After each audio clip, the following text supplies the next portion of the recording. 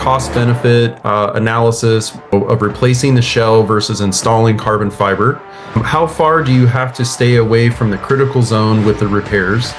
And considering ASTM C581. Per the code standard, is we give you a useful life of the system before the required compressive forces are below the threshold in the host substrate.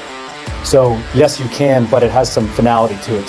So in those areas, steel would be used or another repair method that we're not using carbon fiber for loading outside a tensile. Determining how a composite would behave in an immersion environment. Demonstrate through testing that you have the durability to provide long-term service for handling what's inside of the tank.